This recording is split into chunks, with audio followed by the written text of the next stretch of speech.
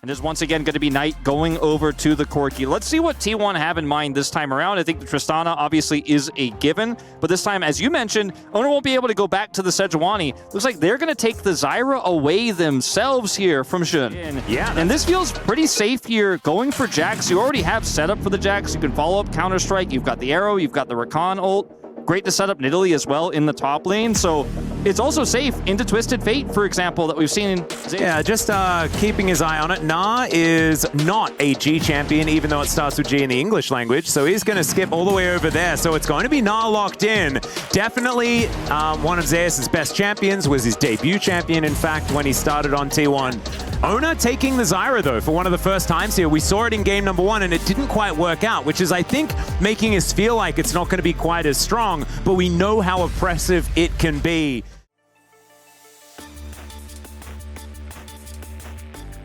Between T1 and BLG. As Faker going to spot on. The bone plating will be taken down here as, all right, Faker going to get slowed down. Does have to skill the rocket jump once again as Keria now going to be the one in trouble, and he's going to have to heal. This takes the damage there as well, so Knight can push aggressively. Faker?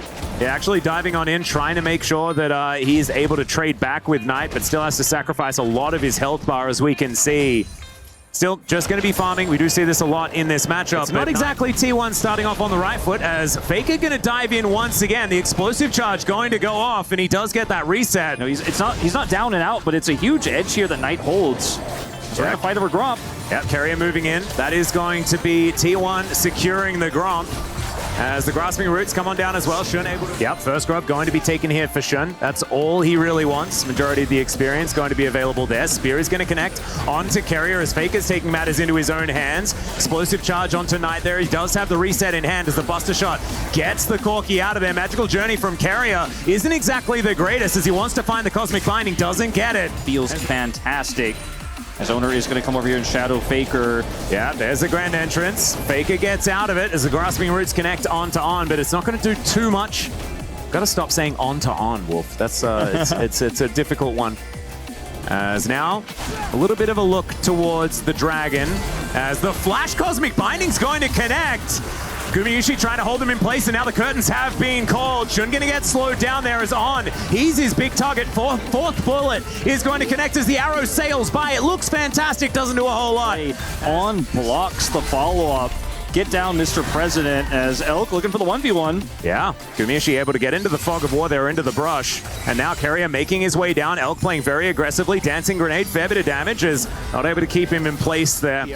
We haven't necessarily seen it have ridiculous performances, as, speaking of which, now it's Zeus that could be in trouble. Gets the double hop as Xun still looking for it. Gets the smite off. And still, Zeus going to have to flash, get out of the way. All right, they're going for a dive. They're going to be able to get that first blood, and Bin was capable of tanking up the turret. And but, man, the game state here is rough. Ooh. That's a big old arrow flying towards Keria, and that will land. Knight is able to get over the wall as well. Xun's able to take down the Bard, and Owner has to flash to get himself out of the way. Right now, in a meta that has so much CC. Oh, okay, Bin has the counter-strike. Buster Shot comes in. That's going to answer the lead really, really well.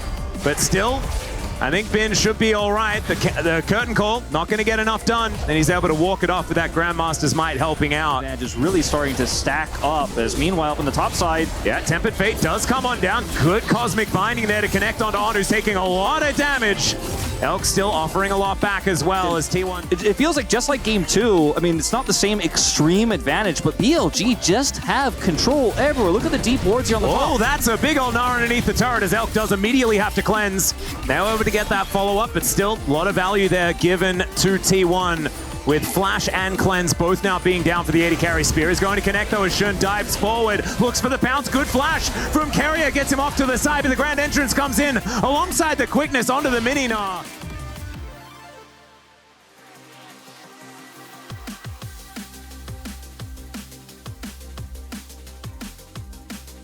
They need to. They really need to start trying to move the needle in their direction. Otherwise, they're just going to stop bleeding out. The collectors start here for Guma.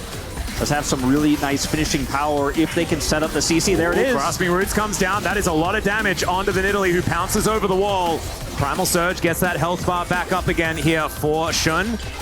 And T1 not able to lock him down completely as Faker going in, looking for Knight, who gets into the brush very nicely, and the Gatling gun really working out. Buster shot going to be used, and there's the flash forward. It's just too easy here for the golden left hand.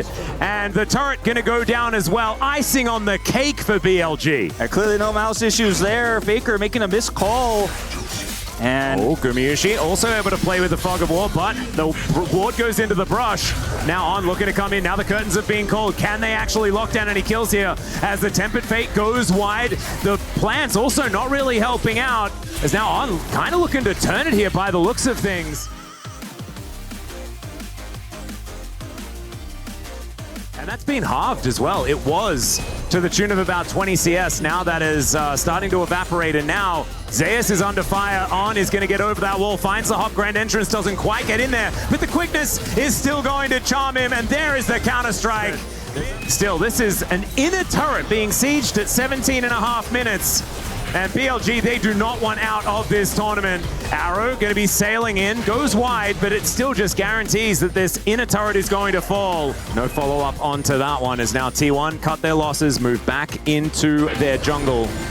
And Keria actually looking for Elk here. Tempered Fate is going to connect. The Cosmic Binding is so good as he takes matters into his own hands. And now Faker's able to help lock down that kill. There are the resets. Special delivery of Knight as well. As T1 in this team fight looking good, but in comes Bin. Can they actually deal with it? Knight now getting taken down solo. There's a shutdown gold given over to Gumayusi. We said they had to come alive, and I think they may just have. I think they just have. 2 kills to Guma. The snipe coming out. We're not done yet. Oh, Keria finds a meep slap. As Shun, he has to flash. Deadly Flourish, too scary, coming through the floor.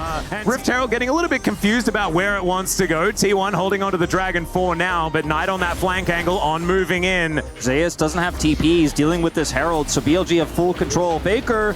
Yeah, there's another charge as the inner turret just barely survives. Faker, though, like you say, in trouble. Able to get a few autos. On down to 50%, but Faker holding onto that rocket jump. See whether he's going to be able to utilize it. Tempered Fate not going to find the mark. Neither does the Cosmic Binding. Zeus back with Narbar too. BLG need to be very careful about how they approach this. Yeah. Zeus definitely going to be turning Mega here, so BLG could just bide their time, but it looks like they want to start this one up with that control of the area that they do have. Narbar down to 50%. T1 going to have to pull that trigger relatively soon, as Spears not quite connecting onto that Gnar, and you can see BLG, they're not wanting to do anything until there's a mini Gnar once again, and now it comes through. The Dragon going to be picked up. On in actually a lot of trouble as the curtains have been called. On just going to be sniped. No one was there to protect him, and now Elk is going to get slowed down. Shun is here with the rest of the team, but Bin is nowhere in sight. Everyone's a squishy, and there's a Deadly Flourish onto the Italy. Now the teleport's coming in. Bin's going to be able to join the other 3. The BLG are getting closed in on, and this is not their side of the map. Certainly not. This is getting real dicey. There is another snare as the Cosmic Binding locks down Knight. He's the target, and the Hyper Proc is going to do it. The Gnar into the wall up there from Zeus, and he hits that Mega Gnar at exactly the right time. And T1, they just team fight so beautifully, even with backs to the wall.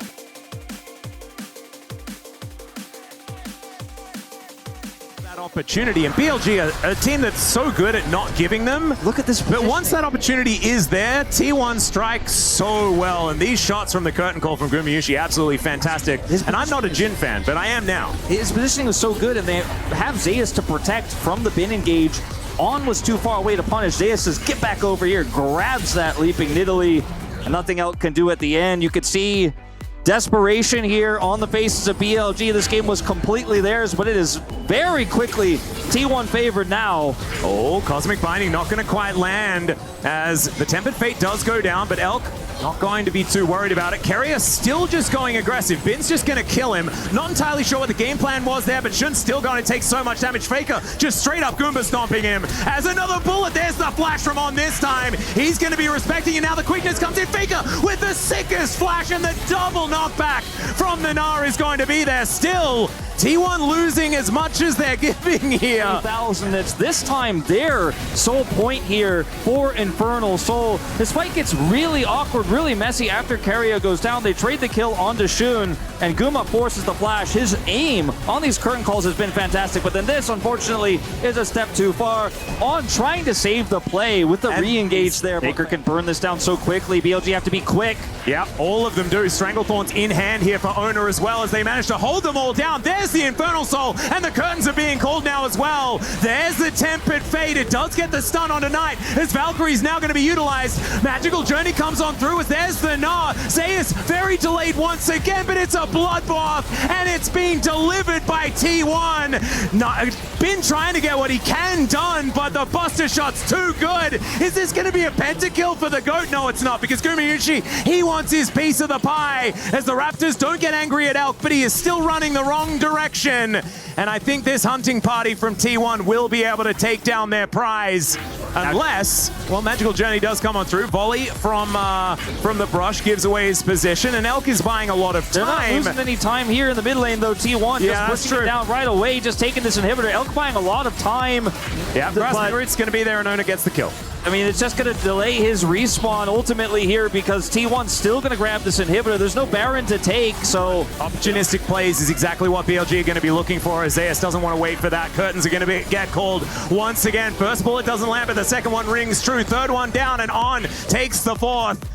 And now engaging, it's going to be a little bit more difficult until that Warmogs gets some work done. The flash forward, and Keria once again takes matters into his own hands. The flash over from Faker, and he will wait for that Zhonya's to wear off. On now, having to battle dance his way out. Owner is absolutely unstoppable, and Faker, he's just diving in. He doesn't even mind if Bin takes him down, but that's not even going to happen as the double kill comes in as the Stranglethorns come down. There is the ace, and T1 will keep themselves alive here at EWC, and unfortunately the keys for BLG not looking like they are going to survive. I think it's going to be hydraulic press for them. T1 in a 30-minute game, an impressive comeback here, and the one that matters the most, keeping their hopes alive in this tournament. That didn't make it easy. That certainly did not give the fans hope in the early part of this third game. Game 2 was rough. Game 1, they almost lost control, but what a fantastic series to start off EWC's League of Legends, and T1 will be the victors, the ones to walk away. Signs of relief on the coaching staff and the players' faces. They knew they were just one mistake away from walking out this tournament the losers. For BLG, they're going to have to earn their right to return for 2025. Exactly right, and it's a bit heartbreaking, right, to have to say goodbye to BLG.